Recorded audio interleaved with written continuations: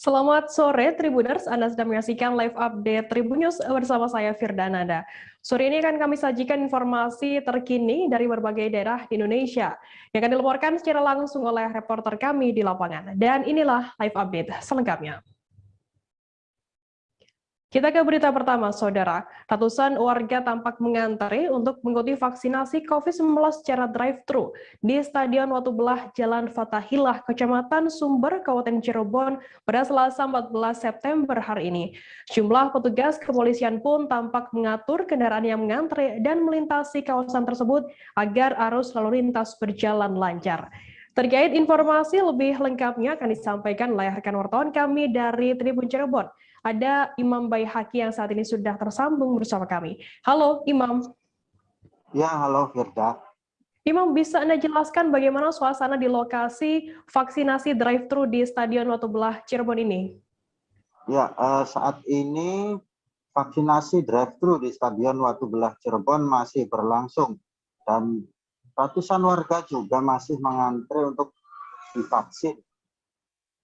Dan kendaraan warga juga masih memadati sekitar stadion karena untuk mengikuti vaksinasi kali ini warga harus menggunakan mobil atau kendaraan roda 4 sehingga dari pihak PMI selaku penyelenggara juga menyiapkan setting tempat yang disesuaikan sehingga masyarakat tidak perlu turun dari kendaraannya untuk mengikuti seluruh tahapan vaksinasi dari mulai pendaftaran, screening, penyuntikan vaksin hingga observasi dan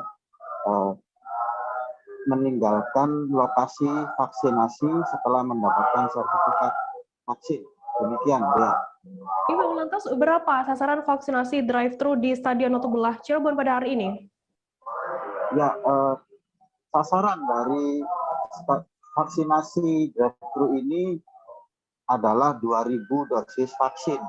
Namun sebenarnya dari PMI Kabupaten Cirebon sendiri telah menyiapkan sekitar 9.200 dosis vaksin yang rencananya akan dilaksanakan di beberapa lokasi, dan vaksinasi drive-thru di Stadion Watu Belah merupakan salah satu di antaranya.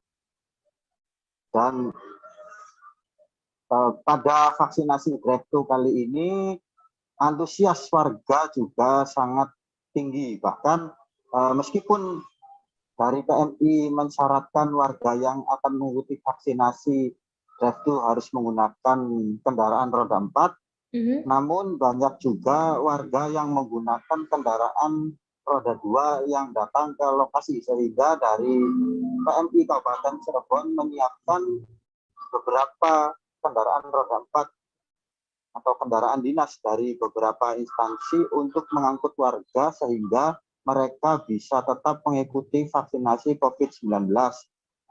Namun warga yang menggunakan sepeda motor harus diangkut bergiliran menggunakan mobil dinas dari BPBD, PMI, dan Polsek Sumber, karena setting kegiatan kali ini benar-benar ditujukan untuk kendaraan roda 4. Demikian, tidak.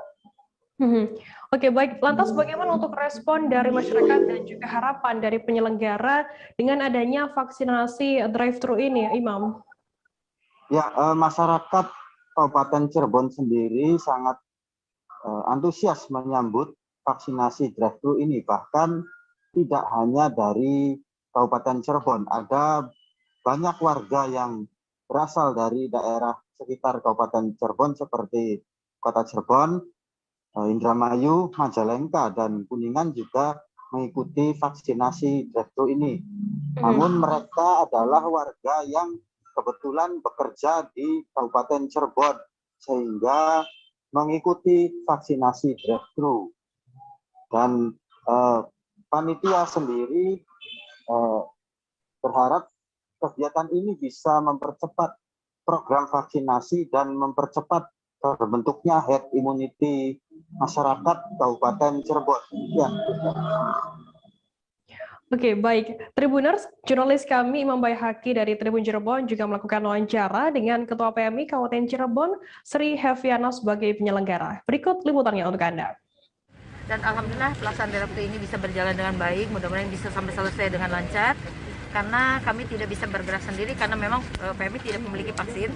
Tetapi dari situ kami komunikasi dengan anggota DPR RI Komisi 11, Pak Haji Satori, akhirnya menjembatani, kami bisa bertemu dengan OJK, kami juga bisa bertemu dengan BJB. Dan akhirnya sebelum kami pelaksanaan ke lapangan, kami juga koordinasi dulu dengan pemerintah daerah, dengan Pak Bupati, dan tempat ini juga disarankan oleh Pak Bupati. Dengan kerjasama kami dengan Sucuki ini alhamdulillah bisa terlaksana, dan vaksin itu kami dapat dari OJK dan juga dari BJB. Melalui OJK dan BJB akhirnya PMI memiliki 9.000 vaksin, dan ini tidak hanya diberikan kepada Drive-thru, tetapi kami bisa menyebarkan vaksin yang 9.000 itu bisa diberikan di SMK Ulil Albab dan juga Desa Panongan. Dan setelah itu ada juga penambahan dari Pak Danlanal, kami juga komunikasi dengan Lanal. Akhirnya Pak Danlanal juga melihat dengan khawatir kekurangan nakes karena jumlah yang memang antusias juga dari masyarakat. Akhirnya dari Lanal menurunkan satu tim, itu memberikan bantuan juga kepada kami, memberikan 200 vaksin. Jadi total untuk Drive-thru ini ada 2.200 yang dilaksanakan. 2.200. 200 dari Lanal, 200-nya PMI, dan 2.000-nya PMI, dan ini melalui BJB. Dari BJB diturun. Guru honorer di Masohi, Kabupaten Maluku Tengah mengikuti rapid test antigen gratis di halaman Puskesmas Masohi di Jalan Imam Bonjol, Kelurahan Namailo pada Senin 14 September kemarin maksud kami. Rapid test antigen ini diselenggarakan pemerintah daerah Maluku Tengah sebagai syarat pelaksanaan seleksi kompetensi dasar atau SKD pegawai pemerintah dengan perjanjian kerja atau P3K tahun 2021. Terkait informasi lebih lengkapnya akan disampaikan oleh rekan wartawan kami dari Tribun Ambon. Ada Lukman Mukadar yang saat ini sudah tersambung bersama kami. Halo Lukman. Halo Firda. Lukman, bisa Anda jelaskan berdasarkan pantauan Anda di lokasi, bagaimana jalannya vaksinasi di Masohi ini? Ya baik Firda. Untuk saat ini vaksinasi untuk bukan vaksinasi ya, rapid antigen untuk tenaga honorer atau P3K berjalan lancar dan tidak ada kendala apapun. Ini karena ketersediaan rapid sangat cukup untuk melayani melayani para peserta P3K itu. Ya, ya. Oke, kemudian apakah di 2 hari pelaksanaan rapid test gratis ini masih ada peserta yang belum tahu tentang adanya rapid test antigen gratis ini? Ya, baik kemarin waktu informasi terkait syarat untuk mengikuti seleksi P3K ini adalah dengan menunjukkan surat rapid antigen. Itu beberapa peserta dari luar Pulau Seram, karena Kabupaten Maluku Tengah merupakan wilayah kepulauan, sehingga beberapa kecamatan yang di luar Pulau Seram ini lambat menerima informasi terkait dengan kesiapan surat rapid antigen itu sendiri. Sehingga mereka harus terpaksa melakukan secara mandiri karena mereka tidak tahu kalau ada pemerintah Kabupaten Maluku Tengah menyediakan secara gratis begitu, Firda. Lantas ada berapa peserta total yang mengikuti rapid test antigen gratis ini, Lukman?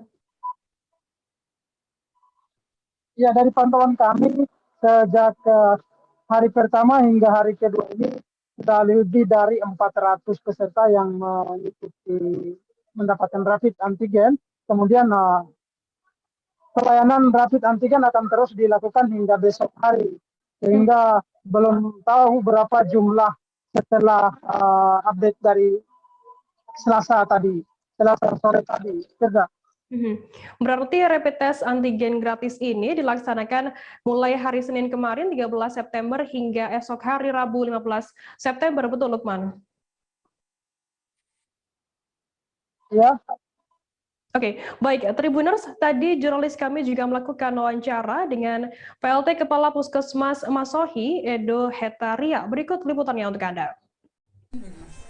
Rapid test dilaksanakan mulai dari hari Minggu sore sekitar jam 5. Itu instruksi langsung dari Pak Kepala Dinas Kesehatan.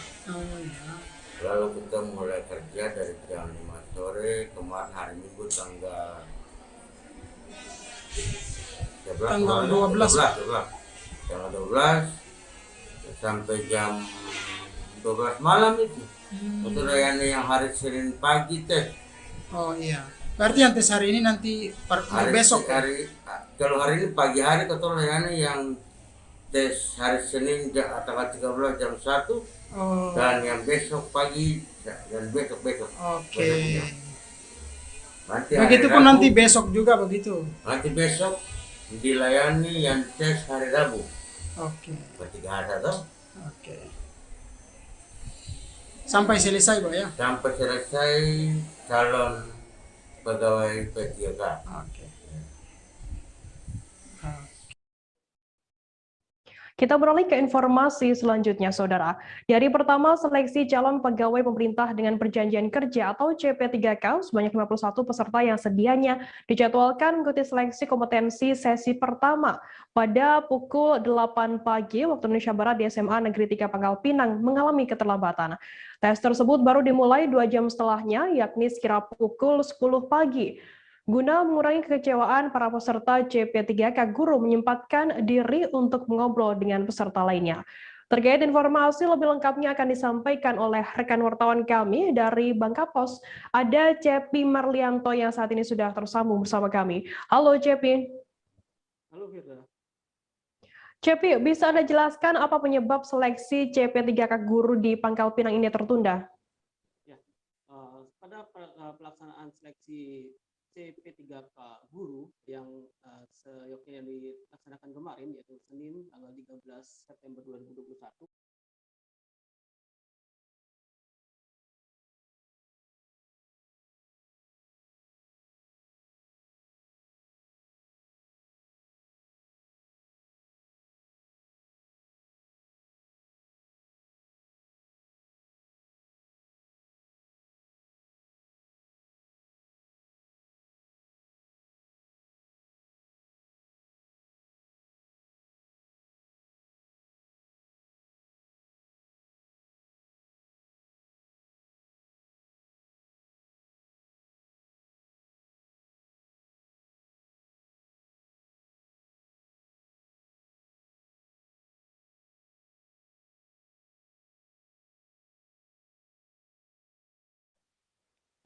Memang benar sekali pada pelaksanaan CP3K Guru di Kota Pangkal Pinang sendiri, tepatnya kemarin mengalami keterlambatan atau mengalami penundaan selama sekitar kurang lebih 2 jam. Hal itu dikarenakan ada beberapa kendala teknis seperti kendala jaringan yang sempat down dari pusat sendiri.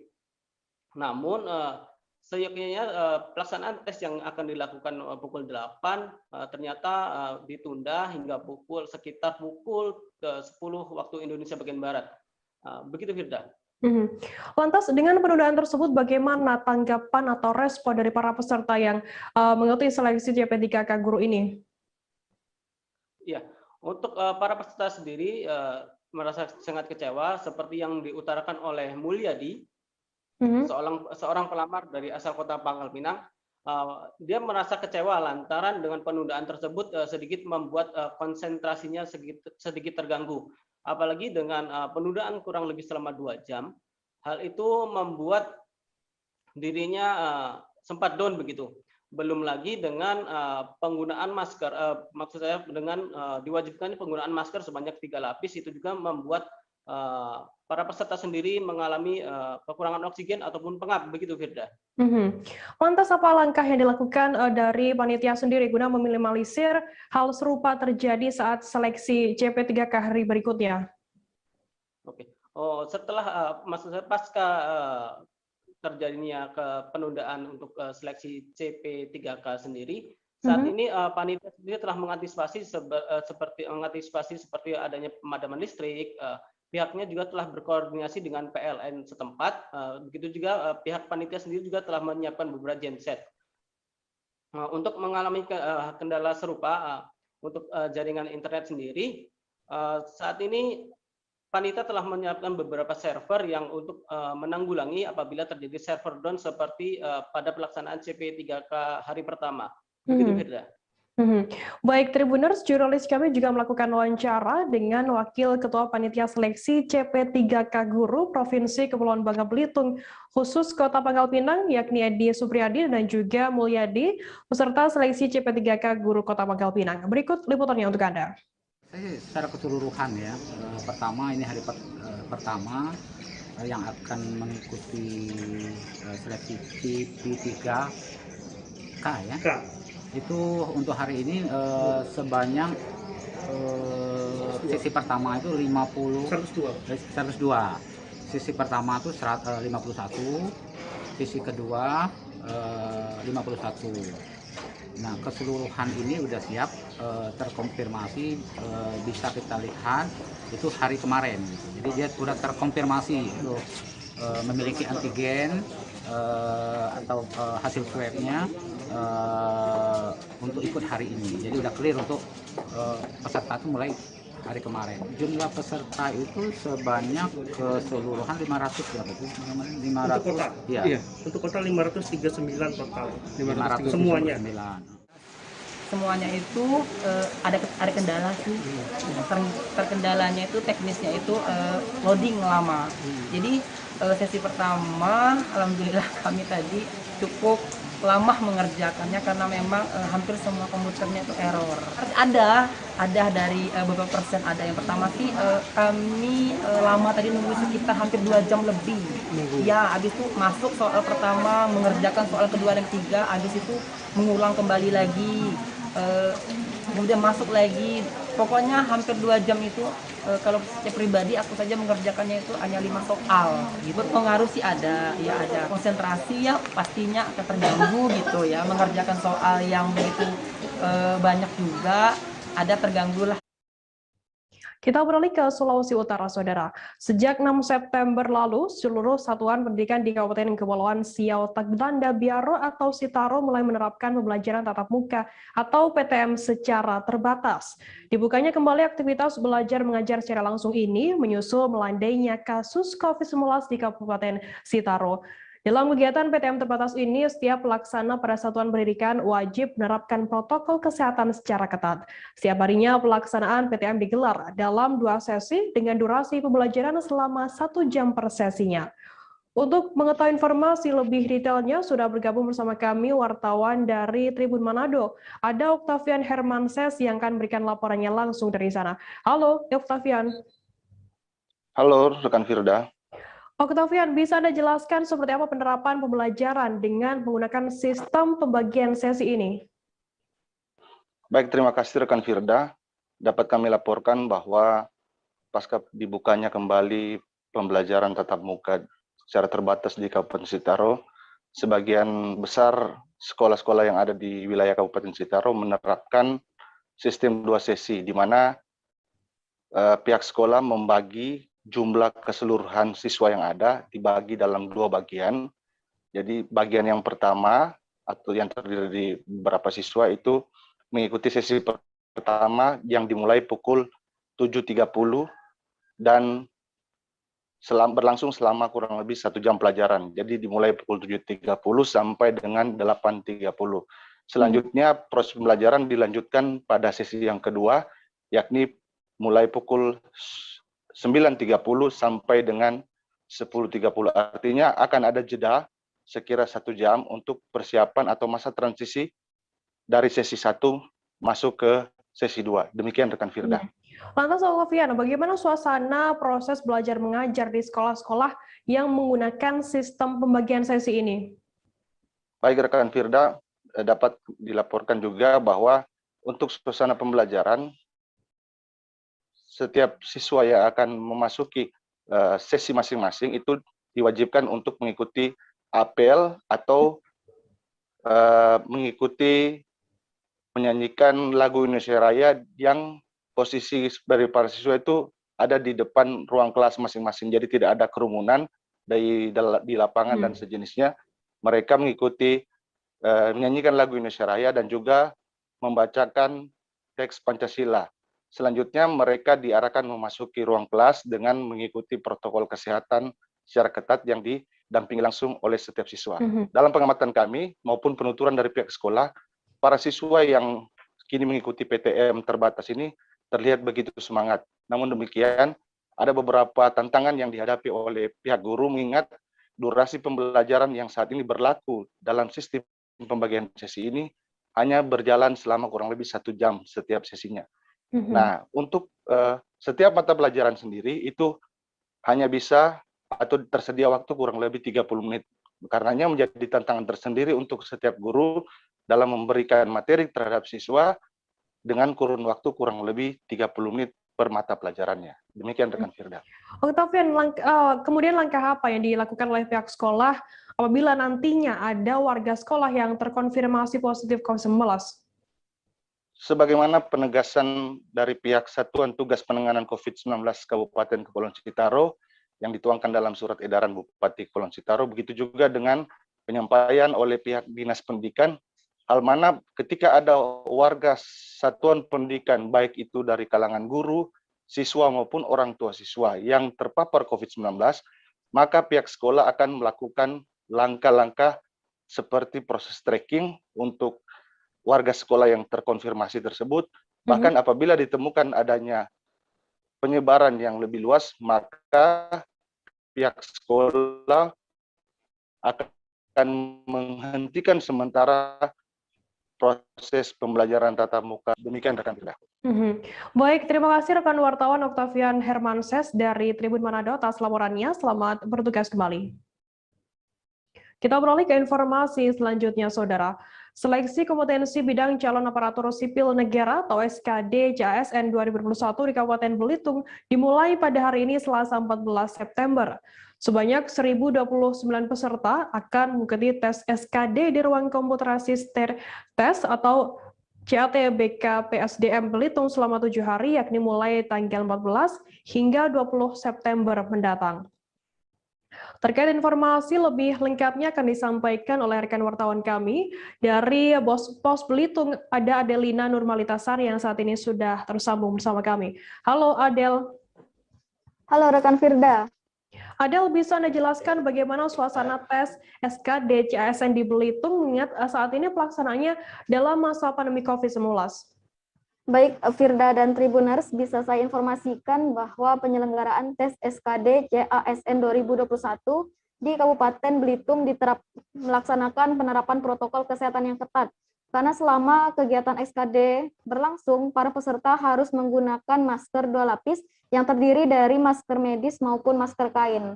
Selama berada di BKPSDM Belitung, para peserta juga harus mencuci tangan.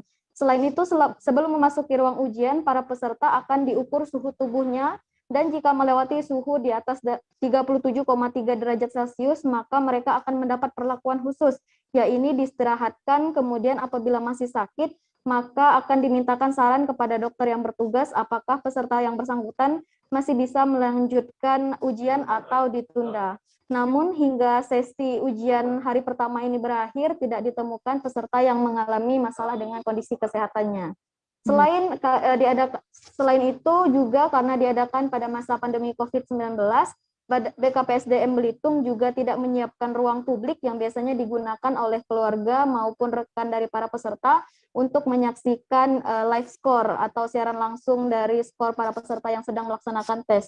Namun live score ini dapat disaksikan para keluarga para peserta ini melalui siaran YouTube Kanrek 3 BKN Palembang. Demikian Firda. Lantas Adel, selama ujian ini berlangsung, peserta diharuskan mengenakan masker begitu. Lalu bagaimana antisipasi dari panitia sendiri untuk adanya nantinya praktik joki ujian? Iya, baik Firda. Untuk mengantisipasi adanya praktik joki ujian ini, sebelum memasuki ruang ujian, para peserta harus terlebih dahulu mengecek wajahnya dengan ditampilkan pada aplikasi pengenalan wajah atau face recognition, di mana para peserta harus membuka masker terlebih dahulu, lalu dideteksi apakah yang bersangkutan benar-benar peserta yang melamar sebagai CASN di Kabupaten Belitung. Oke, berarti ada berapa banyak peserta yang saat ini mengikuti ujian di pemerintah Kabupaten Belitung? Baik Firda, pelaksanaan SKD di Kabupaten Belitung ini akan berlangsung selama sepekan dari tanggal 14 sampai 20 September, di mana tercatat ada 907 peserta yang akan mengikuti calon pegawai negeri sipil, kemudian ada 122 peserta yang mengikuti seleksi pegawai pemerintah dengan perjanjian kerja atau P3K yang akan mengikuti tes di ruang CAT BKPSDM Belitung. Namun selain itu juga ada sebanyak 227 peserta yang akan mengikuti ujian di kantor BKN atau UPT BKN regional seperti di Palembang, Jakarta, dan Pekanbaru. Demikian Firda. Baik, Tribuners, tadi jurnalis kami Del juga melakukan wawancara dengan peserta SKD CASN Belitung, Anggoro Purtanto, dan juga PLT Kepala BKPSDM Kabupaten Belitung, Ita Wahyuni. Berikut keterangan lengkapnya untuk Anda. Masih pengelola pustaka elektronik. Persiapannya sih biasa aja, belajar biasa. Cuman pengalaman soalnya 4 kali ngikut. Belajar agak mulai tahu lah. Jenis soal itu lah bisa dibaca lah gitu ibaratnya. Kapan sebulan? Grogi. Biar 4 kali tetap grogi pasti. Harapannya lulus loh. SKB bisa terus. Himbauan juga jangan percaya ini janji-janji dari pihak yang tidak bertanggung jawab, misalnya bisa membantu kelulusan dengan imbalan yang ditentukan, misalnya itu jangan percaya. Jadi kita tidak ada tidak ada hal yang bisa membantu yang bersangkutan kecuali usaha yang bersangkutan. Itu kalau ada yang menawarkan hal seperti itu berarti penipuan. Kepala Lapas Kelas 1 Tangerang diperiksa oleh Polda Metro Jaya pada hari ini. Selengkapnya akan kami hadirkan untuk Anda seusai jeda, tetap di live update. Oke, apa kabar Bang Ariski di sini untuk strateginya? Kalau saya sendiri di Jumip 37 ini yang semalam baru mulai, saya udah pas. Sebenarnya aku nggak ngerasain penangkapan atau penggerebegan atau apapun itu. Karena gini loh, posisinya aku kriteria. Jadi kita mengenal disebut dengan stroke yang tidak berdarah dengan stroke yang berdarah. Stroke yang tidak berdarah itu biasanya ditandai dengan adanya penyumbatan. Kalau itu penyumbatan di sini mungkin pikirnya tidak ke situ kali ya, tapi kalau di Korea atau di Kamboja itu ada beberapa paper yang saya itu mas, ya, dulunya tukang koran. Oh gitu ya, tukang koran. Ya, saya baca itu Pak. Tuh kan, pernah baca kan? Ya. Jadi kalau saya jadi pangdam itu udah bersyukur banget. Si anak ini dijadikan sebagai tersangka begitu. Ya, kalau ini kita bicara yang di luar kasus Sebongombo ya. Dengan nama hujan shower, di mana terdapat batas jelas antara daerah hujan dan tidak hujan yang biasanya terjadi pada fase awal mature stage atau tahap berbahaya itu Kang. Jadi mulai artinya terjadinya perlembekan. Nah itu untuk penetrasi akan sulit. Gitu ya. Dok, saya ini menurut saya memang tidak mudah. Bukan urusan tanah diambil. Kalau misalnya Amerika Serikat sekarang. Rasulullah mengatakan dalam sebuah hadis bahwa berpuasa di 6 hari Syawal itu. Oke, apa kabar Bang Ariski di sini untuk strateginya? Kalau saya sendiri di Jumip 37 ini yang semalam baru mulai, saya udah pas. Sebenarnya aku nggak ngerasain penangkapan atau penggerebegan atau apapun itu. Karena gini loh, posisinya aku kriteria. Jadi kita mengenal disebut dengan stroke yang tidak berdarah dengan stroke yang berdarah. Stroke yang tidak berdarah itu biasanya ditandai dengan adanya penyumbatan. Kalau itu penyumbatan di sini mungkin pikirnya tidak ke situ kali ya, tapi kalau di Korea atau di Kamboja itu ada beberapa paper yang saya itu mas, ya, dulunya tukang koran. Oh gitu ya, tukang koran. Ya, saya baca itu Pak. Tuh kan, pernah baca kan? Ya. Jadi kalau saya jadi pangdam itu udah bersyukur banget. Si anak ini dijadikan sebagai tersangka begitu?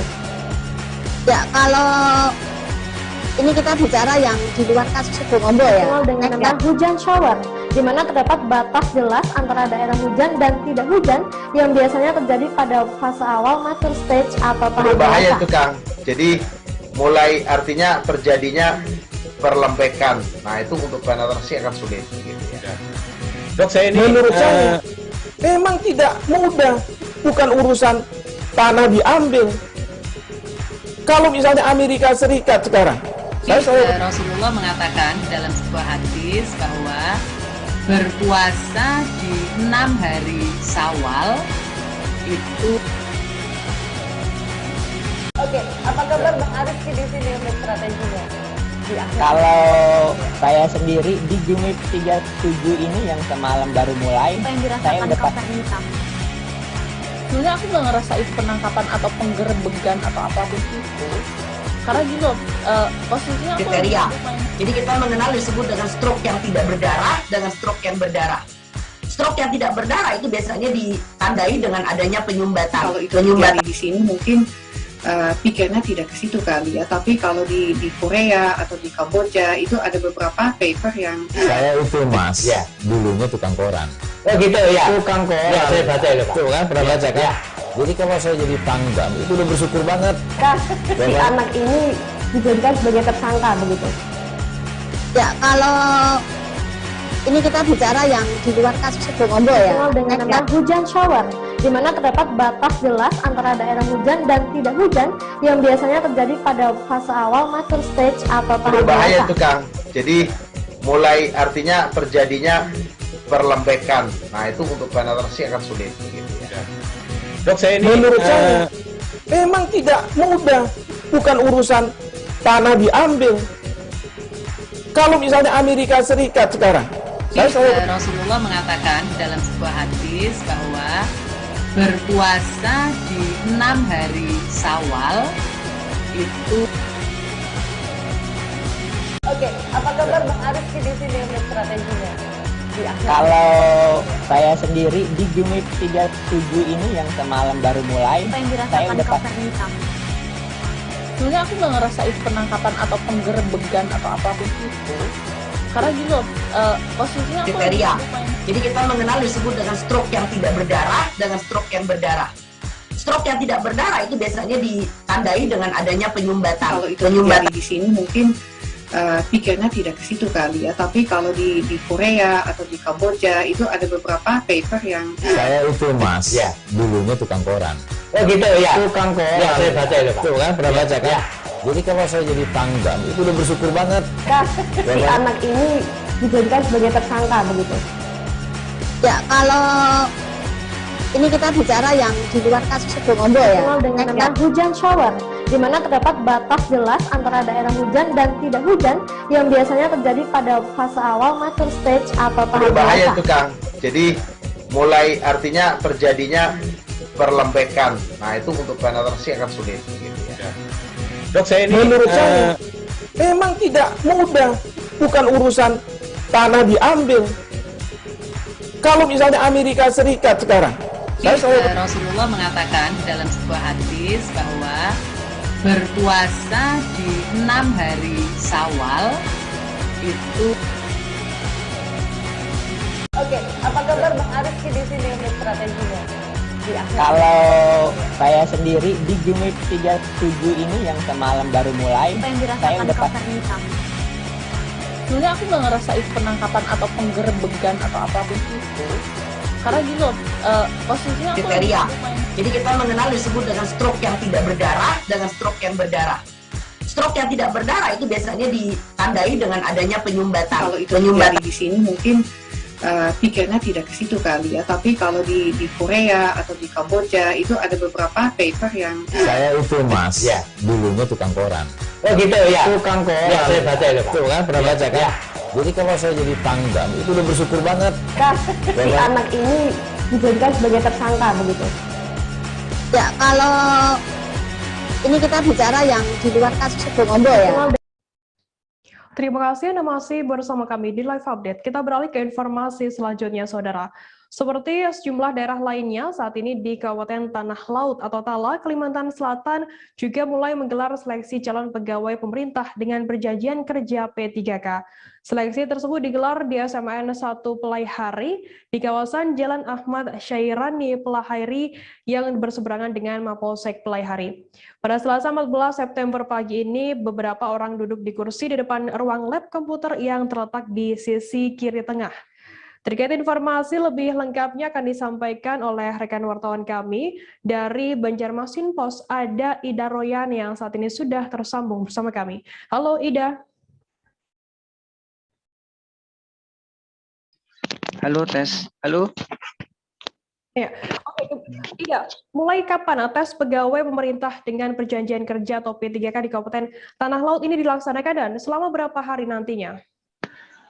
Pelaksanaan tes P3K di Kabupaten Tanah Laut dimulai sejak hari Senin kemarin, kemudian akan berlanjut selama hingga Kamis nanti. Kamis, jadi Senin, Selasa, Rabu, Kamis, 4 hari ya, 4 hari mulai pagi hingga sore, demikian. Lantas di mana tempat pelaksanaan tes P3K tersebut? Apakah mudah begitu diakses oleh para peserta?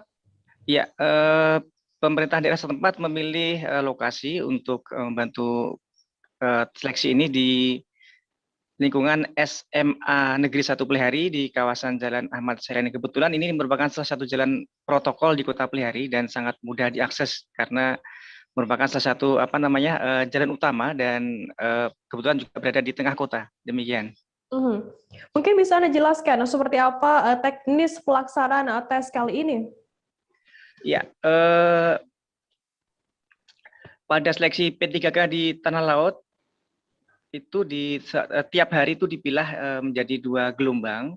Untuk sesi pertama itu mulai sekitar pukul 7 waktu Indonesia Tengah hingga tengah hari sekitar pukul 12, karena tiap sesi itu ada sekitar waktu 170 menit bagi peserta untuk menjawab soal-soal. Kemudian sesi kedua itu mulai pukul 13 waktu Indonesia Tengah hingga sekitar pukul 17 waktu Indonesia Tengah. Demikian. Lantas bagaimana untuk pola pengawasan yang dilakukan dan melibatkan pihak dari mana saja? Ya, pada pelaksanaan tes ini juga dilakukan pengawasan dari beberapa pihak terkait, terutama yang standby mulai pagi hingga sore, itu dari LPMP Kalsel, dari Lembaga Penjaminan Mutu Pendidikan, kemudian dari Inspektorat Kabupaten Tanah Laut, kemudian dari Dinas Pendidikan Tanah Laut, masing-masing 2, kecuali dari LPMP itu 1 orang. Dan selain itu juga ada dari kepolisian juga turut memantau walaupun tidak standby selama berlangsungnya tes itu, walaupun sifatnya hanya mungkin sekian menit atau sekian jam begitu. Lantas bagaimana untuk penerapan protokol kesehatan mengingat saat ini masih dilaksanakan begitu di tengah kondisi pandemi COVID-19? Iya, mengingat juga sekarang masih dalam situasi pandemi, jadi di pintu depan itu telah ada pos dan ada dijaga oleh Satpol PP 5 orang. Kemudian tiap peserta sebelum masuk seperti biasa dilakukan pengecekan suhu tubuh, kemudian juga harus mengenakan masker, kemudian mencuci tangan dengan hand sanitizer dan juga harus memperlihatkan hasil negatif dari rapid test begitu. Jadi dan kemudian para pengantar itu juga tidak diperkenankan masuk lingkungan, hanya diperkenankan menunggu di luar lingkungan sekolah karena untuk menghindari kerumunan begitu. Baik, terima kasih rekan wartawan dari Banjarmasin Pos atas laporan Anda. Selamat bertugas kembali. Kita beralih ke informasi selanjutnya, Saudara. Dewan Pimpinan Daerah Partai Demokrasi Indonesia Perjuangan atau PDIP Bali mendatangi Sentra Pelayanan Kepolisian Terpadu Polda Bali untuk melaporkan sejumlah akun Twitter atas dugaan tindak pidana penyebaran berita bohong atau hoax pada Selasa 14 September hari ini. Wakil Sekretaris Eksternal DPD PDIP Bali, Imade Suparta mengatakan, setelah dikaji ada 12 akun medsos diduga melanggar sejumlah pasal dan undang-undang. Terkait informasi lebih lengkapnya akan disampaikan oleh rekan wartawan kami dari Tribun Bali, maksud kami, ada Adrian Amurwanegoro yang saat ini sudah tersambung bersama kami. Halo Adrian. Halo, selamat sore Firda. Rekan Adrian, bisa Anda jelaskan apa yang sebenarnya menjadi dasar laporan PDIP Bali ini terhadap sejumlah akun media sosial karena diduga menyebut Megawati Soekarno Putri ini meninggal dunia? Ya, baik Firda dan juga Tribuners, dapat saya sampaikan bahwa pada hari ini secara serentak Dewan Pimpinan Daerah Partai Demokrasi Indonesia Perjuangan atau PDIP Bali dan seluruh kader dan juga pengurus di wilayah di seluruh Provinsi Bali ini secara serentak melaporkan kasus dugaan tindak pidana penyebaran atau hoax, penyebar kabar berita bohong yang menyebutkan bahwa Ketua Umum dari DPP PDIP Perjuangan yakni Megawati Soekarno Putri disebutkan sakit parah hingga bahkan ada juga yang menyebutkan meninggal dunia. Kemudian hal itu mendapatkan respon dari para kader, para pengurus PDIP di seluruh wilayah Bali ini untuk kemudian merespon dan menindaklanjuti dengan melaporkan ke Mapolda Bali dan juga di Polres ataupun Polresta di seluruh wilayah Bali. Dan pada hari ini sejumlah perwakilan dari DPD PDIP Bali tadi mendatangi Mapolda Bali. Mereka masuk atau melaporkan peristiwa ini ke Sentra Pelayanan Kepolisian Terpadu Polda Bali dan tadi juga langsung ditemui oleh Direskrimsus Polda Bali beserta jajarannya, termasuk juga tadi ada Direskrimum Polda Bali yang menyambut langsung kedatangan mereka dan akan merespon dan juga menindaklanjuti laporan dari para pengurus DPP PDIP ini. Firda. Adrian, lantas apakah pelaporan yang dilakukan oleh pihak PDIP ini hanya dilakukan di Bali saja ataukah di wilayah lainnya juga melakukan hal yang sama? Ya Firda, dapat kami informasikan bahwa saya tadi sempat menemui dari wakil eksternal DPD PDIP Bali bahwa pelaporan ini tidak hanya dilakukan di wilayah Bali, melainkan dilakukan di wilayah provinsi lainnya di seluruh Indonesia. Memang laporan ini dilakukan secara serentak karena atas dasar keresahan dan ketidakterimaan dari para kader, pengurus maupun anggota dari PDIP Bali yang ada di seluruh Indonesia ini atas dugaan tindak pidana penyebaran atau kabar berita bohong yang diduga melanggar UU Informasi Transaksi Elektronik ini, Firda. Kemudian juga mereka ini langsung melaporkan para pelaku yang utamanya dari media sosial, pemilik akun media sosial. Total ada sebanyak 12 akun media sosial atau pemilik media sosial yang dilaporkan terdiri dari beberapa jenis media sosial seperti ada dari Twitter, ada dari Instagram, ada dari YouTube, hingga TikTok juga ada, kemudian juga broadcast message di WhatsApp. Dan mereka juga sudah melampirkan sejumlah barang bukti, sejumlah jejak digital yang sudah mereka tangkap di layar mereka, jejak digital tersebut yang dijadikan alat bukti untuk laporan di Polda Bali ini dan juga di jajaran kepolisian lainnya di Bali. Dan dari hasil yang saya cermati tadi bahwa memang di sejumlah akun tersebut mereka menyebutkan atau menyebar kabar bohong terkait adanya isu bahwa Ketua Umum pimpinan mereka yakni Megawati Soekarno Putri sakit parah bahkan hingga disebutkan meninggal dunia dengan gambar seperti surat kabar duka dengan foto Megawati Soekarno Putri dengan kalimat-kalimat ucapan duka cita. Padahal di sisi lain di Megawati Soekarno Putri dikonfirmasi oleh dari pengurus atau juga kader PDIP bahwa Megawati sehat walafiat, Firda.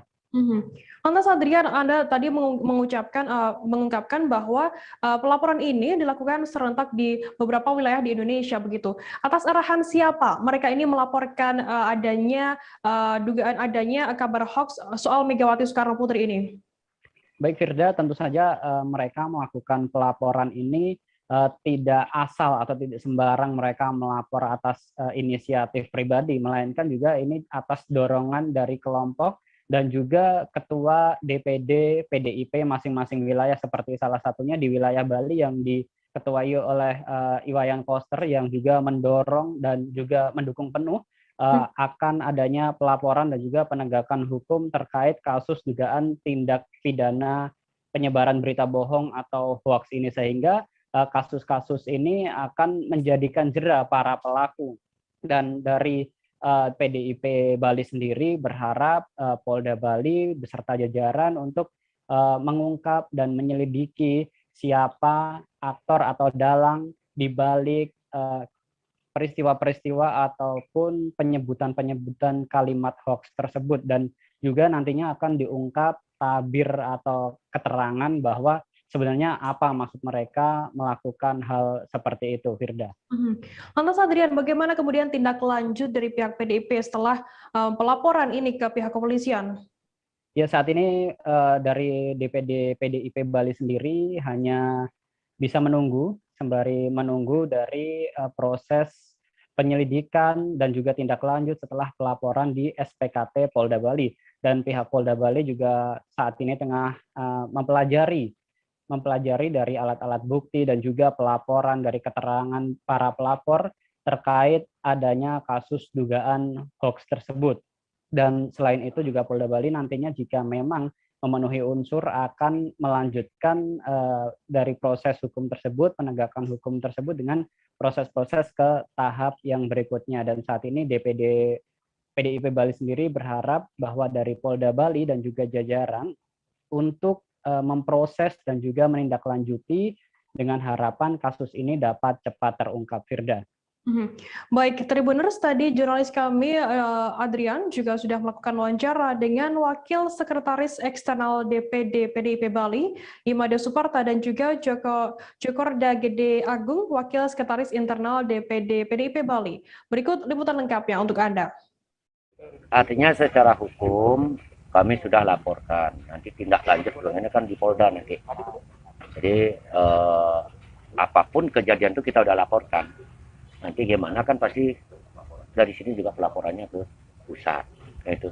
Jadi saya tidak bisa jelaskan secara detail karena kan beliau masih pelajari sekarang. Jadi tinggal kita nunggu proses, kita percaya. Jadi dari kepolisian Bali ini sudah responnya luar biasa. Nanti kan kita tinggal menunggu, kan masih ada tahapan ini. Ya mudah-mudahan juga cepat dan diselesainya. Sehingga proses berikutnya akan dilakukan penyidikan, akan mengungkap nanti ya siapa aktor-aktor akun itu, bahkan kalau perlu ada orang-orang lain ya, dalang mungkin atau siapa yang kemudian dengan maksud-maksud jahat, niat-niat yang tidak baik ya, biar supaya terungkap. Karena jelas ini kan orang ada dibilang tidak ada. Ini kan kejahatan yang terselubung, niat-niat yang tidak bagus. Profesor, doktor ya, honoris causa, ibu ketum kita, Ibu Ajah Megawati Soekarno Putri, ada sehat walafiat. Sehat walafiat masih aktif terkait banyak macam urusan negara, republik, urusan partai, urusan negara, dan sebagainya aktif. Kepala Lapas Kelas 1 Tangerang Victor Teguh Prihartono menjalani pemeriksaan di Ditreskrimum Polda Metro Jaya terkait insiden kebakaran yang menewaskan 48 narapidana. Saat disorot kamera dan dipanggil, Victor hanya bergeming. Ia hanya menjawab satu kata ketika namanya dipanggil oleh awak media. Untuk informasi lebih detailnya sudah bergabung bersama kami wartawan dari Warta Kota Live, ada Desi Selviani yang saat ini sudah tersambung bersama kami. Halo Desi.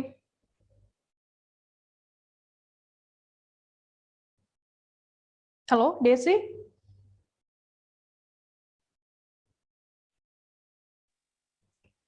Halo, Oke. Desi, bisa Anda jelaskan kapan Kalapas Tangerang ini datang ke Polda Metro Jaya? Bisa Anda jelaskan bagaimana situasinya saat itu?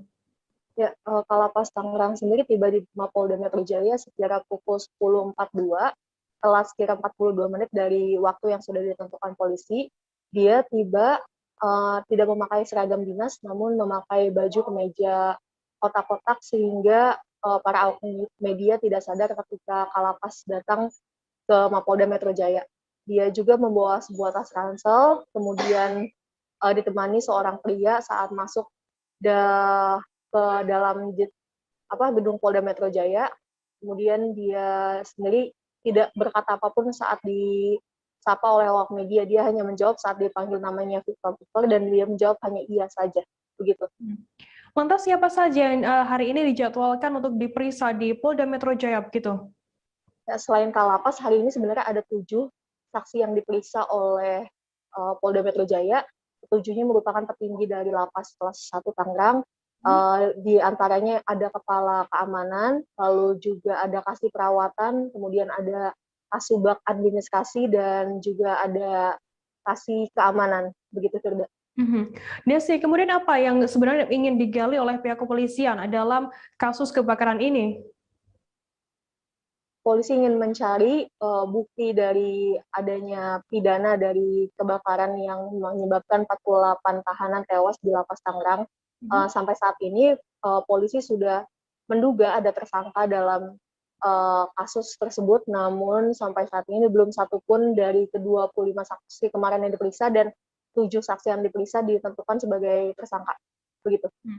Desi, hingga hingga saat ini pukul 5 sore ini waktu Indonesia Barat, apakah pemeriksaan dari Kalapas Tangerang ini masih berlangsung atau seperti apa informasinya dari sana? Ya, sampai saat ini sendiri Kalapas Tangerang sendiri belum keluar dari ruangan pemeriksaan. Awak media sendiri masih menunggu dan masih belum ada kepastian kapan Kalapas. Baik, terima kasih rekan wartawan dari Warta Kota Live, Desi Selviani atas laporannya. Selamat bertugas kembali. Kita beralih ke informasi selanjutnya, Saudara. Jenazah Petra, korban kebakaran Lapas Kelas 1 Tangerang dimakamkan di TPU Menteng Pulo. Direktorat Jenderal Pemasyarakatan Kementerian Hukum dan HAM menyerahkan jenazah Petra Eka alias Etus bin Suhendar, korban kebakaran Lapas Kelas 1 Tangerang pada Selasa 14 September pagi ini. Petra merupakan satu dari sejumlah jenazah korban kebakaran yang telah teridentifikasi identitasnya oleh tim DVI Polri pada Senin 13 September kemarin. Pemakaman Petra Eka dilakukan pada siang hari ini di TPU Menteng Pulo. Terkait informasi lebih lengkapnya akan disampaikan oleh rekan wartawan kami dari Tribun Jakarta. Ada Pebi Adeliana yang saat ini sudah tersambung bersama kami. Halo Pebi. Ya, rekan Firda.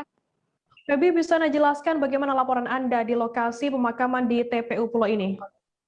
Ya, sebelumnya Direktorat Jenderal Pemasyarakatan Kementerian Hukum dan HAM telah menyerahkan jenazah Petra Eka, salah satu dari korban kebakaran Lapas Kelas 1 Tangerang yang sudah teridentifikasi kepada pihak keluarga pagi ini, begitu Firda. Nah, pemakaman sendiri dilakukan di TPU Menteng Pulo. Nah, menurut pantauan kami, jenazah tiba di rumah duka yang berlokasi di kawasan Tebet, Jakarta Selatan pada pagi hari ini, tepatnya hari Selasa, tanggal 14 September 2021, pukul 10.40 waktu Indonesia Barat, begitu Firda. Nah, kemudian selanjutnya jenazah langsung dimakamkan di Blok A, Blok 2A, maksud saya, unit Kristen TPU Menteng Pulo, Jakarta Selatan. Nah, jadi pemakaman korban atau Petra Eka ini dilakukan secara Kristen dengan dipimpin oleh pendeta gereja selama prosesi pemakaman tersebut berlangsung, begitu Firda. Nah, memang suasana duka sendiri masih terasa tepatnya untuk keluarga Petra Eka sendiri, begitu Firda. Lantas PB, seperti apa? Mungkin bisa Anda jelaskan seperti apa sosok Petra Eka di mata keluarganya? Ya, baik Firda, Petra Eka merupakan seorang sosok yang dikenal begitu hangat kepada keluarga ataupun orang-orang di sekitarnya, Firda. Nah, menurut keterangan yang kami dapatkan dari sang ibunda, Evi Nilasari, sang anak merupakan seorang yang hangat juga penyayang kepada orang-orang di sekitarnya, termasuk kepada ibunya sendiri, yaitu Evi Nilasari. Nah, diceritakan olehnya bahwa sosok putra Petra Eka ini merupakan orang yang begitu peduli dan selalu perhatian kepada sang mama atau juga orang-orang di sekitarnya. Nah, kemudian juga sosok Petra Eka sendiri begitu dikenal ramah dan tinggi sosialisasinya begitu kepada rekan-rekan di sekitarnya. Nah, bahkan kepergian Petra Eka sendiri juga meninggalkan duka yang mendalam di mata para sahabatnya, begitu Firda. Lantas PB, adakah mungkin harapan dari pihak keluarga Petrus Eka Petra Eka ini kepada pihak yang berwenang terkait adanya insiden kebakaran yang melukai yang menewaskan Petra Eka? Iya, Firda, memang sebagaimana yang kita ketahui bersama bahwa peristiwa kebakaran tersebut terjadi pada Rabu tanggal 9 September lalu dengan menewaskan lebih dari 41 korban jiwa, begitu Firda. Nah, merasa terpukul dengan kejadian ini, Evi berharap agar pihak yang berwenang dapat mengusut secara tuntas kasus kebakaran yang tentunya menewaskan anaknya ini, Firda. Nah, selain itu juga ia berharap agar proses identifikasi jenazah korban lainnya bisa segera tuntas, sehingga pihak keluarga dari korban lainnya juga tidak harus menunggu terlalu lama, begitu Firda. Memang diketahui hingga saat ini menurut Evi masih menjadi sebuah pertanyaan yang besar, apa penyebab dari terjadinya kebakaran yang terjadi pada dini hari tersebut, Firda. Nah, memang menurut informasi yang kami dapatkan dari tim kami, diketahui hingga saat ini ada sebanyak 25 korban jiwa dari 41 jenazah narapidana korban kebakaran lapas kelas 1 Tangerang di RS Polri yang sudah berhasil diidentifikasi, begitu. Di mana 7 diantara dari 25 korban ini berhasil diidentifikasi pada hari ini, hari Selasa tanggal 14 September 2021, Firda. Baik, terima kasih rekan wartawan dari Tribun Jakarta, Febi Adiliana atas laporannya. Selamat bertugas kembali. Kita beralih ke informasi selanjutnya, Saudara. Infrastruktur jalan menuju Desa Lenggo, Kecamatan Bulo, Kabupaten Polewali Mandar, Sulawesi Barat rusak parah. Kondisi itu dikeluhkan warga. Jalan yang menjadi akses utama menuju kecamatan belum pernah tersentuh aspal atau rawat beton. Kondisi jalan di wilayah tersebut hampir seluruhnya dalam kondisi rusak parah dan sangat sulit dilalui apabila turun hujan. Terkait informasi lebih lengkapnya akan disampaikan oleh rekan wartawan kami dari Tribun Sulbar. Ada Hasan Basri yang saat ini sudah tersambung bersama kami. Halo Hasan. Ya, halo Firda. Hasan, bisa Anda jelaskan bagaimana kondisi jalan yang menuju Desa Lenggo ini? Apakah tidak ada jalan alternatif lainnya begitu? Ya, iya Firda. Sekitar pukul 12 WITA siang tadi, kami telah memantau langsung kondisi jalan menuju Desa Lenggo, Kecamatan Bulo, Kabupaten Polewali Mandar. Memang kondisi di sana cukup parah karena sampai saat ini belum pernah ada pengerasan jalan ataupun di aspal. Kondisi jalan ini penuh bebatuan dan terjadi untuk melintas ke sana itu harus melalui lumpur begitu.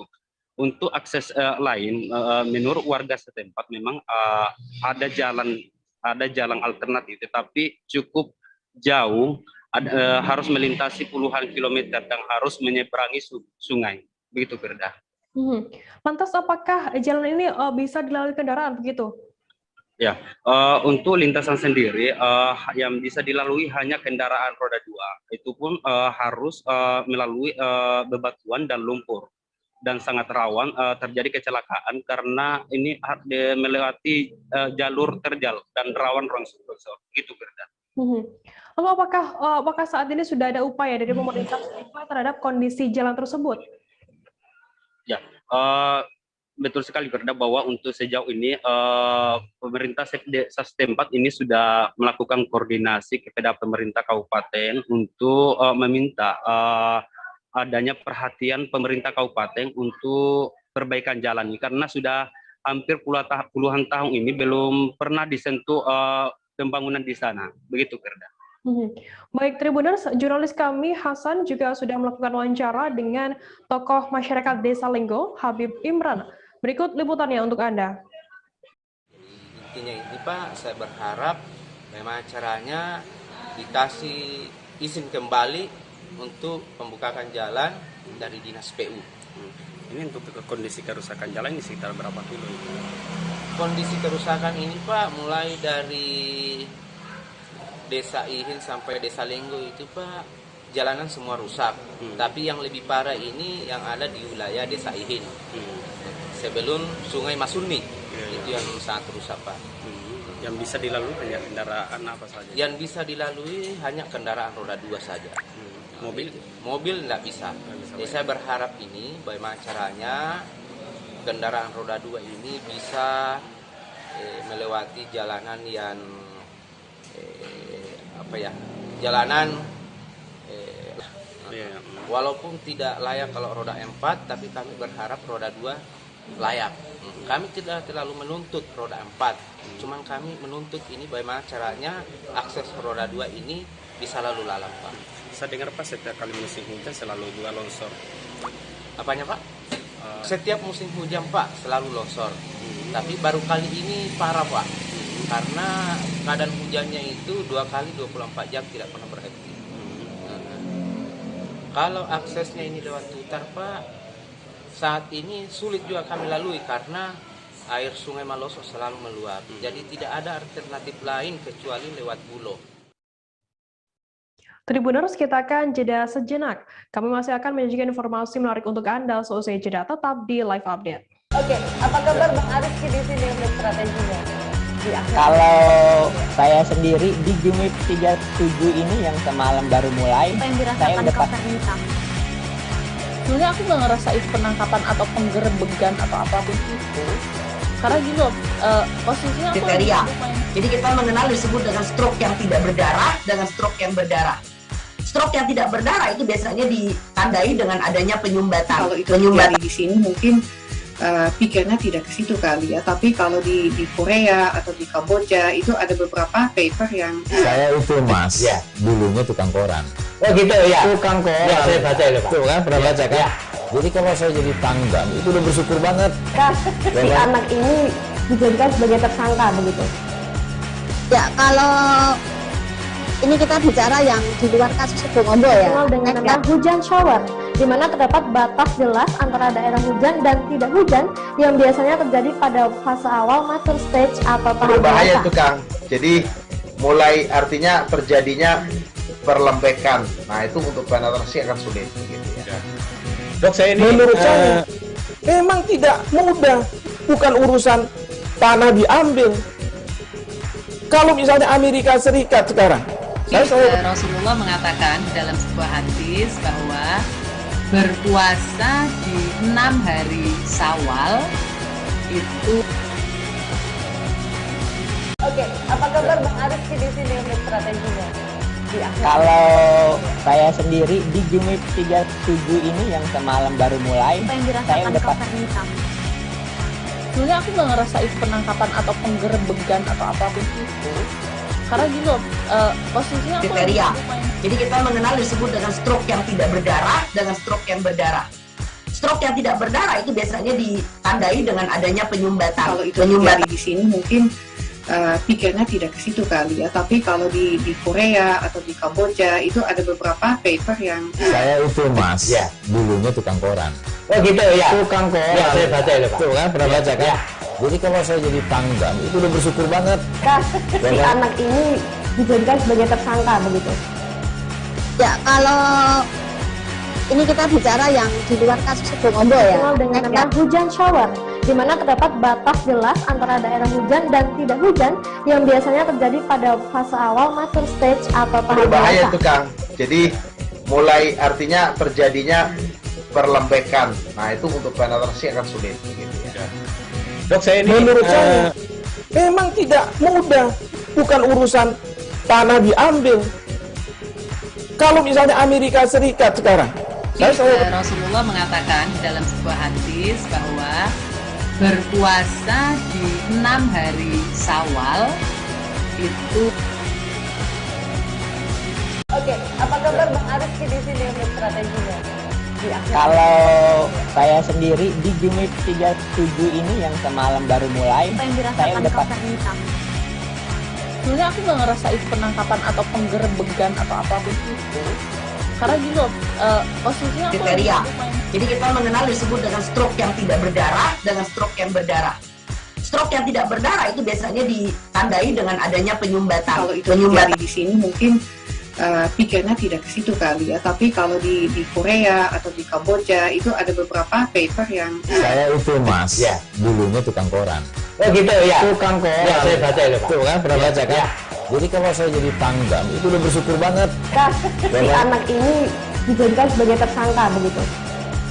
Ya, kalau ini kita bicara yang di luar kasus Situbondo ya. Dengan nama hujan shower, di mana terdapat batas jelas antara daerah hujan dan tidak hujan yang biasanya terjadi pada fase awal mature stage atau tahap Berbahaya dewasa. itu Kang. Jadi mulai artinya terjadinya perlembekan. Nah itu untuk penetrasi akan sulit. Gitu ya. Dok, saya ini menurut saya memang tidak mudah, bukan urusan tanah diambil. Kalau misalnya Amerika Serikat sekarang, Rasulullah mengatakan dalam sebuah hadis bahwa berpuasa di 6 hari Syawal itu. Oke, apa kabar Bang Arifki di sini untuk strateginya? Kalau saya sendiri di Jumit 37 ini yang semalam baru mulai, Apa yang saya dirasakan udah Kak Fernita? Sebenarnya aku nggak ngerasa itu penangkapan atau penggerebegan atau apapun itu, karena gitu posisinya aku Kriteria. Jadi kita mengenal disebut dengan stroke yang tidak berdarah dengan stroke yang berdarah. Stroke yang tidak berdarah itu biasanya ditandai dengan adanya penyumbatan. Kalau itu terjadi di sini mungkin pikirnya tidak ke situ kali ya, tapi kalau di Korea atau di Kamboja itu ada beberapa paper yang Saya itu Mas, dulunya tukang koran. Oh gitu ya. Tukang koran. Ya, saya baca itu Pak. Tuh kan, pernah baca kan? Ya. Jadi kalau saya jadi pangdam, itu udah bersyukur banget. Si anak ini dijadikan sebagai tersangka begitu? Ya, kalau ini kita bicara yang di luar kasus Situbondo ya. Dengan nama hujan shower, di mana terdapat batas jelas antara daerah hujan dan tidak hujan yang biasanya terjadi pada fase awal mature stage atau tahap Berbahaya dewasa. itu Kang. Terima kasih Anda masih bersama kami di Live Update. Kita beralih ke informasi selanjutnya, Saudara. Keluarga Ernawati 32 tahun dan Dasun 30 tahun bersepakat untuk tidak melakukan autopsi kepada dua jenazah pasangan kekasih yang ditemukan meninggal dunia dalam kamar rumah makan di pesisir Cipara Kejaya, Tempuran, Karawang. Kapolsek Tempuran AKP Rigal Suhaksono mengatakan, Ernawati merupakan seorang janda yang baru pulang dan menjadi pekerja migran di Taiwan. Kemudian Dasun merupakan seorang pria yang telah beristri di mana istrinya pun saat ini masih berada di Taiwan. Dugaan sementara polisi dengan jumlah luka pada Ernawati yang merupakan korban pembunuhan. Kemudian Dasun melakukan bunuh diri. Terkait informasi lebih lengkapnya akan disampaikan oleh rekan wartawan kami dari Tribun Jabar. Ada Cikuan Suwandi yang saat ini sudah tersambung bersama kami. Halo Suwandi. Ya, selamat sore Mbak Prida. Suwandi, bisa Anda jelaskan bagaimana kronologi penemuan mayat sepasang kekasih ini? Jadi awalnya pasangan ini datang dengan sepeda motor pada Minggu siang, tepatnya pada pukul 11.30 ke salah satu rumah makan di wilayah pantai Tempuran. Nah, kemudian pasangan ini pun memesan makanan dan menyewa kamar di sana. Dan setelah itu pasangan tersebut tak lama mengunci kamar. Namun beberapa jam setelahnya, itu sekitar 19.30, pasangan ini pun tidak keluar dari kamar tersebut, sehingga pemilik rumah makan merasa curiga dengan keadaan pasangan ini. Dan setelah pemilik rumah makan mengecek dan meminta untuk membuka kamar, ternyata pasangan ini tidak menjawabnya. Akan tetapi kemudian pemilik rumah makan mendobrak kamar tersebut dan ditemukan bahwa pasangan ini sudah meninggal dunia. Lantas bagaimana untuk hasil identifikasi sementara dari kasus ini? Ya, dari identifikasi tersebut ditemukan bahwa pasangan ini bernama Ernawati dan Dasun. Ernawati ini merupakan mantan TKW yang baru pulang dari Taiwan. Dan dalam TKP bahwa Ernawati ini meninggal kemungkinan secara dibekap karena di mata Ernawati juga sedikit bengkak dengan lebam dan ditemukan saat meninggal ketika tertutup bantal, kepalanya tertutup bantal. Kemudian Dasun sendiri ditemukan dengan luka jeratan, dia menggantung dirinya sendiri.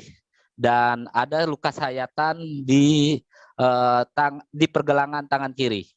Jadi polisi sedikit menyimpulkan bahwa dugaan sementara bahwa Ernawati sebelumnya dibunuh oleh Dasun dan kemudian Dasun melakukan bunuh diri. Lantas Suwandi, bagaimana untuk kelanjutan kasus pembunuhan dan juga bunuh diri ini? Saat ini polisi masih melakukan penyelidikan dan memintai keterangan, terutama untuk mengetahui motif Dasun, dugaan Dasun melakukan pembunuhan dan Dasun melakukan bunuh diri.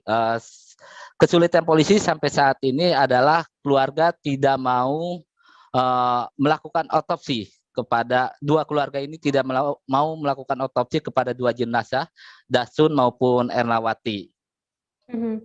Baik, terima kasih rekan wartawan dari Tribun Jabar, Cikwan Suwandi atas laporannya. Selamat bertugas kembali.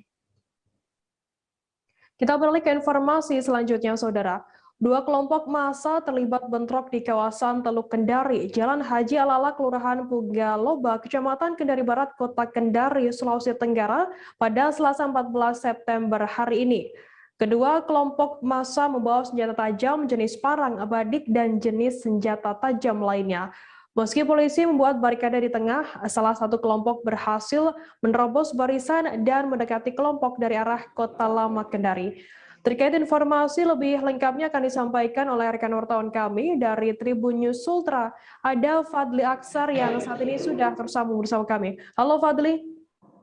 Ya, halo Firda. Fadli, bisa Anda jelaskan bagaimana situasi bentrokan yang terjadi pada hari ini? Ya, situasi bentrokan yang terjadi siang hari tadi diawali pada pagi hari di kawasan pasar pelelangan ikan Kota Kendari, bahwa ada sekelompok massa yang akan mendatangi pasar tersebut, sehingga para pedagang dan sejumlah pedagang kelompok masyarakat di wilayah itu kemudian bersiaga dan mempersiapkan diri. Namun sekitar siang hari pukul 13.00 aparat kepolisian sudah bersiaga untuk melerai atau mencegah terjadinya bentrokan. Sekitar 15 menit berikutnya datang kelompok massa dari arah yang berlawanan atau arah dari Kecamatan Wawa menuju kawasan Teluk Kendari. Mereka hendak ingin mendatangi kelompok massa tersebut. Namun aparat kepolisian berusaha untuk bernegosiasi, melerai, mencegah bentrokan. Situasi sempat reda, bentrokan pun sempat dicegah. Namun sekitar pukul 14 WITA sejumlah kelompok ormas kemudian merangsek, menerobos penjagaan kepolisian dan berusaha untuk menyerang salah satu kelompok ormas yang berasal dari pasar pelelangan ikan Kendari. Bentrokan pun berlangsung, mereka saling melempar batu. Aparat kepolisian akhirnya bereaksi dan menembakkan gas air mata dan water cannon atau meriam air. Demikian, Firda. Fadli, lantas apa tindakan dari pihak kepolisian selesai bentrokan terjadi di sana? Usai bentrokan, polisi memukul mundur saat itu kedua massa yang bertikai. Dua massa ini kemudian mundur sejauh sekitar 100 meter dari Teluk Kendari. Nah, namun dua kelompok massa ini masih berada di bagian kawasan Teluk Kendari. Namun polisi masih bersiaga bersama alat kendaraan taktis berupa barakuda, meriam air, dan sejumlah motor pemburu. Kepolisian pun menurut Direktur Reserse Kriminal Umum KBP Bambang Wijoyanto mengatakan akan menindak pelaku atau sekelompok orang yang terutama membawa senjata tajam dalam bentrokan siang tadi. Fadli, lantas bagaimana situasi pasca bentrokan terjadi? Apakah di sana juga ada kerusakan yang timbul begitu setelah adanya bentrokan ini? Ya, pasca bentrokan berimbas pada sejumlah toko, warung atau dagangan di kawasan Teluk Kendari itu ditutup. Para pedagang sengaja menutup lapaknya untuk menghindari bentrokan atau jatuhnya korban dari para pedagang. Hanya itu, sejumlah lapak pedagang juga dirusak oleh kelompok massa. Akibatnya menimbulkan kerugian dari materi, namun sejauh ini polisi masih mendata kerugian ditimbulkan dari bentrokan tersebut. Hanya itu, arus kendaraan juga dialihkan sehingga masyarakat yang ingin menuju kawasan Kota Lama atau dari arah sebaliknya juga dialihkan. Demikian, Fir. Baik, Tribuners, jurnalis kami Fadli juga melakukan wawancara dengan Direskrimum Polda Sultra, AKBP Bambang Wijanarko terkait hal ini. Berikut liputannya untuk Anda. Kita minta untuk semuanya menarik. Masalahnya nanti kalau situasinya sudah lebih kondusif lagi, kita akan pertemukan ya, kedua belah pihak.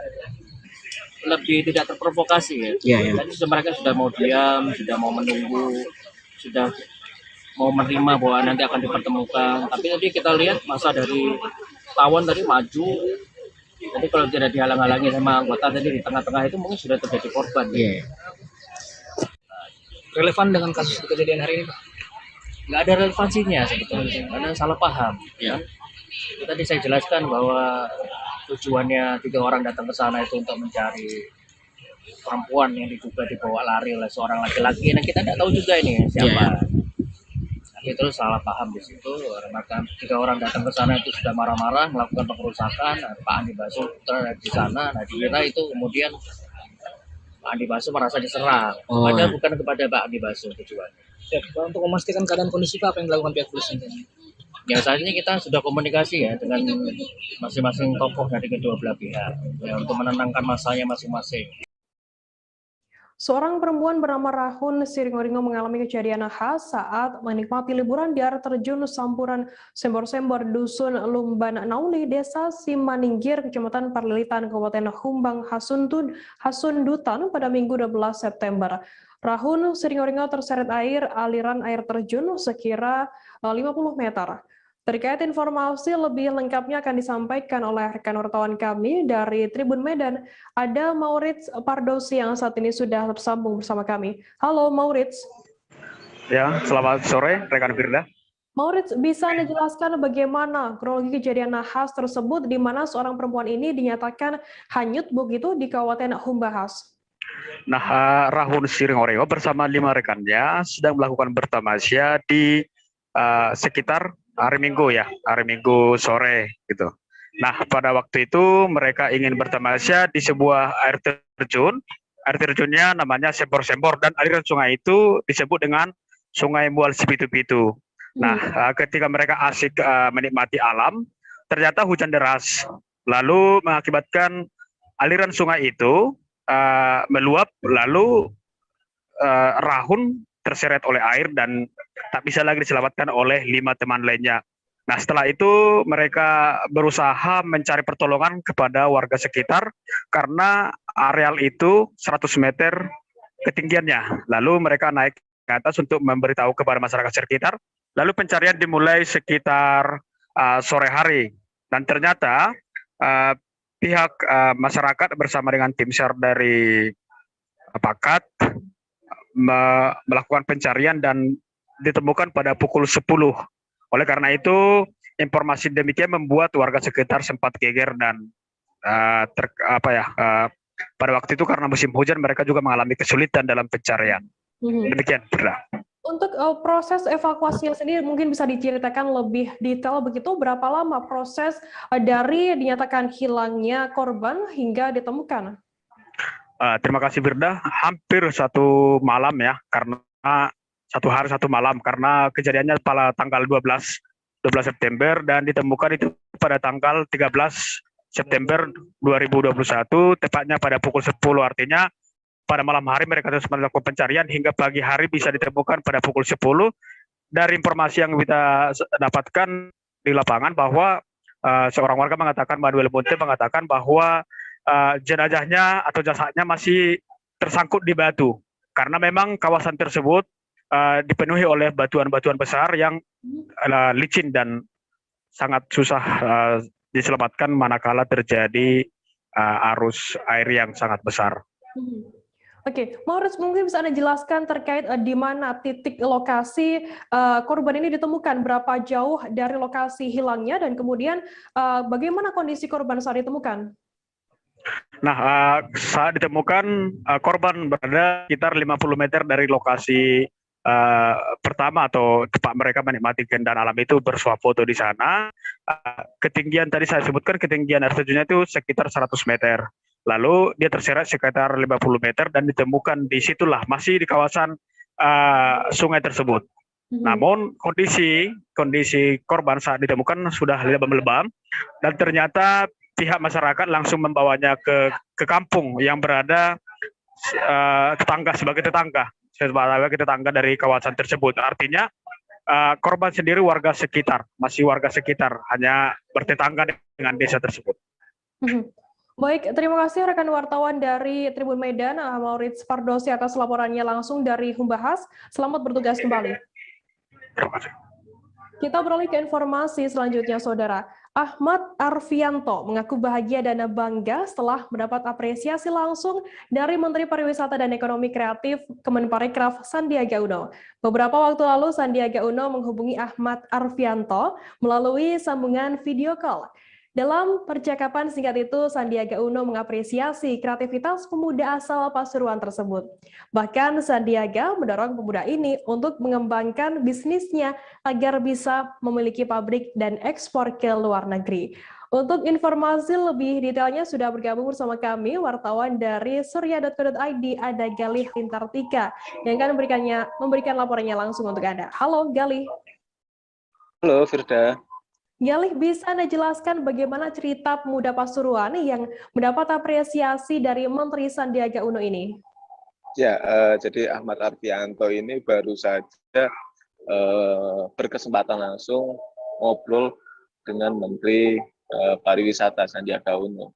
Dia dihubungi oleh Sandiaga Uno melalui video call pada hari Jumat kemarin. Jadi setiap hari Jumat Sandiaga Uno memiliki konten ya, Jumat kreatif. Salah satunya yang dipilih adalah Ahmad Arfianto asal Pandaan Pasuruan. Saat itu Arfianto mendapat apresiasi langsung dari Menteri karena kreativitasnya, usianya masih muda, dia sudah bisa membuat sebuah inovasi, membuat sebuah miniatur mobil yang sangat menyerupai seperti aslinya. Jadi itu menjadi sesuatu hal yang membanggakan bagi Menteri, sehingga dia mendapatkan apresiasi secara langsung. Bahkan dalam video yang diposting Menteri, Menteri mendorong Ahmad Arfianto ini bisa mengembangkan usahanya. Bahkan ada istilah harus dikembangkan lebih baik, bahkan sampai ekspor ke luar negeri. Begitu, Firda. Lantas apa efek setelah kerajinan dari Arfianto ini dibantu promosi oleh Menteri Sandiaga Uno? Ya, setelah postingan itu menjadi ramai di media sosial, Ahmad Arfianto kebanjiran orderan. Jadi ada beberapa orang yang langsung menghubungi dia secara langsung untuk memesan miniatur mobil kesayangannya. Dan bahkan dia juga mengakui bahwa efek setelah Sandiaga Uno memposting percakapannya dengan Ahmad Arfianto, dia mendapatkan banyak tambahan jumlah follower. Dari percakapan tadi, dia mengaku sudah ada 1.000 follower yang masuk ke dalam Instagram pribadinya. Begitu, Firda. Galih, mungkin bisa Anda ceritakan sedikit tentang awal mula si Arfianto ini menjadi perajin miniatur hingga sekarang bisa dipromosikan oleh Menteri Sandiaga Uno? Ya, Ahmad Arfianto ini besar di keluarga yang sangat sederhana. Bapaknya adalah salah satu pegawai di bengkel. Ibunya itu hanya ibu rumah tangga. Dia dari kecil memang suka dengan mobil. Dia memulai menyukai mobil itu sejak SD. Dia awalnya membuat kerajinan itu dari kardus, sehingga sampai SMP dia tekuni, sampai akhirnya SMA dia mencoba membuat miniatur dari bahan fiber atau resin ya. Dia kelola sendiri, dia pelajari sendiri, dia bikin itu. Dia belajar otodidak, tidak ada pengawasan dari siapapun, dia benar-benar pribadi melihat YouTube, dia coba, dia kelola, dia bikin. Akhirnya setelah dari pembelajaran yang singkat itu, akhirnya dia bisa membuat sebuah kerajinan. Nah, awal mulanya dia hanya hobi membuat miniatur. Ketika dia mencoba memulai posting itu di Instagram, di Facebook, ternyata respon masyarakat ini cukup luar biasa banyak. Orang yang tertarik dengan kerajinan yang dia buat ini, akhirnya dia memulai produksi itu secara massal. Tetapi dia memang belum maksimal karena selama ini dia mengerjakan sendiri, belum ada pegawai atau teman-teman yang membantu dia, sehingga dia cukup membatasi orderan yang masuk kepadanya. Bahkan dari hasil menjual miniatur ini, dia sudah berhasil membeli sebuah mobil tahun 84 Mitsubishi Lancer itu dengan hasil menjual miniatur di usianya yang ke-18 tahun. Ini menjadi sesuatu yang membanggakan bagi dia, bagi keluarganya, dan bagi Pasuruan. Begitu, Firda. Berarti memang dari awal memang suka, kemudian hobi membuat miniatur, dan sekarang menjadi bisnis dari Arfianto sendiri. Baik, Tribuners, tadi jurnalis kami juga melakukan wawancara dengan Ahmad Arfianto, sosok perajin miniatur. Berikut liputannya untuk Anda. Awalnya saya dihubungi via tim sosial media Sandiaga Uno melalui IG. Terus kemudian dihubungkan langsung kepada Pak Sandiaga Uno. Tentu perasaan saya sangat senang karena sudah diapresiasi oleh Kemenparekraf Sandiaga Uno, dan saya mengucapkan banyak terima kasih untuk semua dukungannya. Efeknya cukup lumayan besar ya, antusias dari Instagram saya naik, juga banyak yang lebih mengenal produk-produk saya. Ada tambahan pesanan enggak? Pesanan lumayan banyak yang menanyakannya, dan orderan juga lumayan banyak. Untuk buka pabrik ya tentu saja saya sangat menginginkan untuk mengembangkan usaha ini menjadi lebih besar lagi. Tapi itu juga memerlukan modal yang cukup besar untuk membuka pabrik. Dan saya juga masih mengembangkan produk saya seperti ini hingga menjadi lebih baik lagi. Bupati Lampung Tengah Musa Ahmad siap memanfaatkan program Samsat Desa Esamdes dan Elsmart yang dilaunching oleh Gubernur Lampung Arinal Junaidi di Kampung Watos, Kecamatan Bumi Ratunuban pada Selasa 14 September hari ini. Menurut Musa Ahmad, program Samsat Desa Esamdes dan Elsmart akan jauh lebih memudahkan masyarakat dalam membayar pajak kendaraan dengan aplikasi yang mudah diakses di tingkat kampung. Untuk mengetahui informasi lebih detailnya, sudah bergabung bersama kami wartawan dari Tribun Lampung. Ada Syamsir Alam yang akan berikan laporannya lengkap untuk Anda. Halo, Syamsir. Halo. Syamsir, bisa dijelaskan apa tujuan dari peluncuran Samsat Desa ini dan mengapa Kampung Wates di Lampung Tengah terpilih sebagai tempat untuk peluncuran Samsat Desa pertama di Lampung? Oke, Samdes sendiri merupakan program dari Gubernur Lampung Bapak Insinyur Arinal Junaidi terkait pelayanan publik, mempermudah pelayanan publik. Karena salah satu akses wilayah yang sulit diakses di sejumlah kabupaten kota di Provinsi Lampung itu membuat masyarakat ini membayar pajak itu menjadi lambat, jadi tertunda, sehingga terobosan ini yang digunakan oleh Gubernur Lampung Arinal Junaidi untuk membuat program Esamdes. Nantinya Esamdes ini dia bersifat online ininya, pelayanannya, jadi memudahkan masyarakat pelayanannya melalui BUMDes atau BUMDes, Badan Usaha Milik Desa di setiap kecamatan. Nanti dari petugas di BUMDes itu yang mendata pajak dari pembayar masyarakat itu dengan bekerja sama melalui Bank Lampung, melalui program Lampung Smart atau Elsmart, begitu. Dan mengapa Kampung Wates atau di Kecamatan Bumi Ratunuban yang dipusatkan kegiatan ini, itu karena salah satu BUMDes yang siap untuk melaksanakan pada hari ini. Jadi begitu di launching itu pelaksanaannya masyarakat sudah bisa langsung mengakses program Samdes ini, Samdes ini melalui pelayanan yang di launching tadi itu. Seperti itu kan. Lantas nantinya apakah akan seperti apa operasional dari Samsat Desa ini? Apakah hanya warga di Kampung Wates saja yang bisa mengakses atau juga bisa dari kampung lainnya? Bagaimana informasi lengkapnya? Oke, kemarin tadi wawancara dengan Gubernur Lampung dan juga Kepala Bapeda Lampung Bapak Adi Erlansyah, beliau menyebutkan pelayanan ini nantinya akan bertahap dilakukan di semua kabupaten kota, di semua kampung, kelurahan, di Provinsi Lampung. Saat ini program ini sedang bertahap dan saat ini program Samdes ini sudah berjalan di 2 kecamatan di setiap dua kampung di setiap kecamatan seperti itu. Setelah ini, Syamsir, apakah pemerintah daerah setempat memiliki rencana untuk mengadakan Samsat Desa di desa atau kampung lainnya begitu? Ya, seperti tadi disampaikan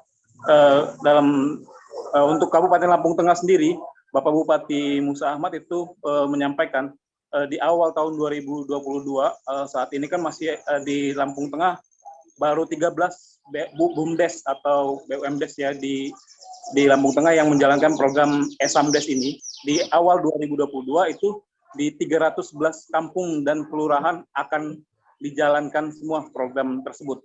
Betul kan kita. Baik, Tribuners, jurnalis kami juga sempat melakukan wawancara dengan Gubernur Lampung Arinal Junaidi terkait hal ini. Berikut liputannya untuk Anda.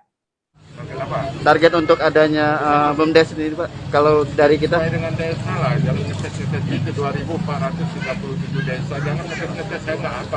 Enggak, targetnya Pak, kira-kira? Pak, ada 26 desa. Nah, sejauh ini ada 26, tapi ada penambahan lagi nggak, Pak? Ya. Ke depannya nanti, Pak. Dan coba targetnya? Desa. Desa sesuai dengan apa yang disampaikan, pada akhirnya nanti seluruh desa itu akan memiliki. Tetapi kan kita harus melihat prioritas yang sudah siap dalam segala bentuk, ya. Jadi kalau dia belum siap, belum bisa. Jadi artinya keterlibatan bupati, keterlibatan camat, keterlibatan kepala desa, keterlibatan konflik, semuanya kan ini akan ada transaksi yang menguntungkan rakyat. Karena kalau dia menguntungkan rakyat, maka ekonomi kita pasti tumbuh. Paling nggak 5 lah tahun ini lah Pak ya. 5 lah paling nggak ya. Harus ada lah ya Pak ya. Untuk ya. Satu kecamatan satu kan bisa. Mulai dari hari ini.